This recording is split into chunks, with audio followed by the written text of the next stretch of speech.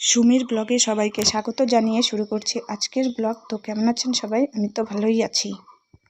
তো আজকের ব্লগটা একটু স্পেশাল, সবাই পুরোটা দেখবেন। সবার কাছে আজকে অনুরোধ রইল, কারণ আজকে হলো আমাদের বাড়িতে আছে ছোটো মোটো একটা অনুষ্ঠান। তো আমি চলে এসেছি সকাল সকালে স্নান করে ছাদে। তো জামা কাপড় শুকোতে দিয়ে এবার আমি চলে যাব নিচে। এদিক থেকে আমার মেয়ে আমাকে ডাকাডাকি করছে যে তুমি কোথায়। তো আমি ওকে উত্তর দিচ্ছিলাম যে আমি ছাদের উপরে আছি, আমি আসছি। ও বলছে আমাদের বাড়িতে আজকে পুজো হবে নাকি? আমি বললাম হ্যাঁ। আর এই যে আজকে বেডশিটটাও চেঞ্জ করে দিয়েছি। তো এই যে আমার মেয়ে এখন বলছে যে আমার তাহলে পুজো হবে বাড়িতে, আমার জামাটা খুলে আমাকে অন্য জামা পরিয়ে দাও। তো আমি বললাম না, আগে স্নান করে তারপরে পড়তে হবে। তো যেহেতু পুজো হবে, তো পুজোর জন্য ভোগের রান্নাও তো করতেই হবে না। তো তার জন্য চলে আসলাম এখানে সানসাইডের উপরে। এখানে ছিল আমার নিরামিষের বাসনপত্র রাখা, কারণ এগুলো সামনে রাখি না, কারণ বাচ্চা কাচ্চা বলা যায় না, যখন তখন নিয়ে রান্নাঘরে চলে যাবে। তার জন্য এগুলো আমি সেফ জায়গায় রেখে দেই ওপরে। যখন আমার প্রয়োজন হয় নামিয়ে ব্যবহার করি, আবার সব ধুয়ে টুয়ে এই ট্রের ভিতরে করে উঠিয়ে ওপরে রেখে দেই, কারণ এগুলো সবসময় তো ব্যবহার করব না, তার জন্য একটা সেফ জায়গাতেই রাখা ভালো। তো একে একে আমি সব বাসনগুলো বের করে নিচ্ছিলাম। আর আমি বলছিলাম না যে আমি চুল দিয়ে থালা বাসন নিই, তো এখানকার মধ্যে বেশিরভাগই থালা বাসন আমার চুল দিয়ে নেওয়া আছে। তো সেটা আপনাদের সাথে কখনো শেয়ার করব।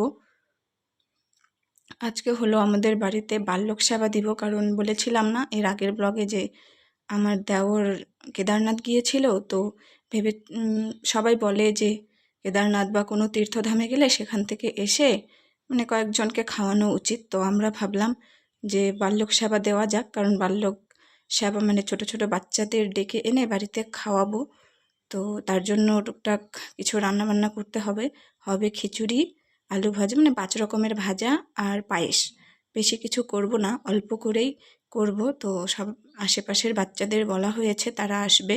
এদিকে সব নামিয়ে আমি আমার মেয়েকে বলছিলাম যাও এগুলো তুমি নিয়ে যাও, আমি রেডি হয়ে নিই।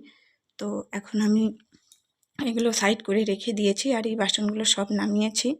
তো এখন আমি রেডি হব। তো আমি রেডি হয়ে নিয়েছি, যেহেতু আজকে পুজো, তো ভাবলাম এই সাদা লাল শাড়িটা পরা যাক, কারণ শাড়ি সবসময় পরি না, এই গরমে বেশিরভাগ সময় নাইটি পরে থাকি। তো রেডি হয়ে নিয়েছি। এদিকে দেখুন আমার মেয়ে কী করেছে, মন্দিরে সব বাসনপত্র এভাবে ছড়িয়ে ছিটিয়ে রেখে দিয়েছে সব কিছু। তো আমি ওকে বললাম এরকম করেছে কেন? ও বললো যে আমি গুছিয়ে রেখেছি। তো এই হলো আমাদের নিরামিষ উনুন, এখানেই রান্না করব। সকাল সকাল উঠে আমি উঠোন লেপে নিয়েছি, তারপরে রান্নাঘরের বারান্দা, রান্নাঘরটাও পুরো মুছে নিয়েছি। আর এদিকে আমি আমার বড় জায়ের সাথে কথা বলছিলাম। তো দেখুন উঠোনটা লেপার পরে খুব সুন্দর লাগছিল। জানি না ভিডিওতে কেমন দেখাচ্ছে, কিন্তু এমনিতে খুবই সুন্দর লাগছিল আমাদের বাড়ির উঠোনটা। আর এই গাছের নিচটা আমার শাশুড়ি কোনোদিনও গোবর দিয়ে লেপতে দেয় না, উনি হাত দিয়ে মাটি দিয়েই লেপে দেয়।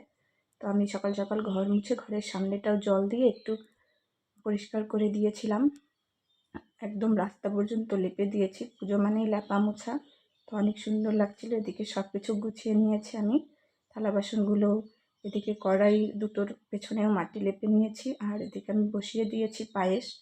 পুরো হাওয়া লাগছিল চারপাশ থেকে, তো এইভাবে চারিদিকে তাঁবু দিয়ে ঘেরাও করে নিয়েছি। তো উনুনটা সেরকম জ্বলছিল না, কারণ ভেজা ছিল, তার জন্য প্রায় 2 ঘন্টা লেগে গেছে আমার পায়েস রান্না করতে। আর এদিকে আমার সব রান্না কমপ্লিট হয়ে গেছে।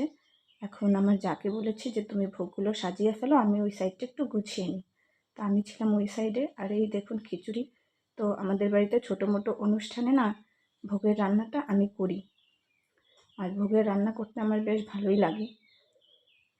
তো এই জায়গাটাও আমি বেশ পরিষ্কার করে নিয়েছি, আর কয়েকটা বাসন আছে, এগুলো ধুতে হবে। তো এদিকে বাচ্চারা এসেছিল, তারা খেয়ে দিয়ে চলে গেছে। তো তারপরে আমরা বাড়ির মানুষ সবাই বসে পড়েছি প্রসাদ খেতে। এদিকে আমি আর আমার যা হাসাহাসি করছিলাম, ও বলছিল যে এই সরা সে ক্যামেরাটা আমার সামনের থেকে, আমি খাচ্ছি। তো এদিকে পাড়ার কয়েকটা বাচ্চা কাচ্চা ছিল, আর এই যে হলুদ শাড়ি পরা উনি হলেন আমার শাশুড়ি। আর এর পেছনে উনি বসেছিল একটা পাগল, ওনাকে বলেছিলাম উপরেই বসতে, কিন্তু উনি নিজেই ওই জায়গাটা চুজ করে নিয়েছে।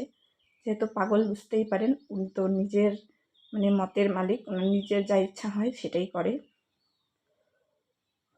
তো এবারে আমাদের ভালো ভালো মতোই সব কিছু শেষ হলো। আর বাচ্চাগুলো এসেছিল, ওদের ভিডিওটা যদি দেখতে চান তাহলে অবশ্যই কমেন্টে জানাবেন, কারণ ওই ভিডিওগুলো দেখাতে গেলে ভিডিওটা অনেক বড় হয়ে যাবে, আর বড় ভিডিও আমার নিজেরই ভালো লাগে না, তার জন্য আমি ভিডিও কোনোই সেরকম বড় করি না।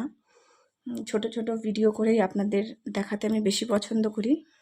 যদি আপনারা চান পার্ট 2 তো অবশ্যই কমেন্টে জানাবেন, তো আমি পার্ট 2টাও শেয়ার করব।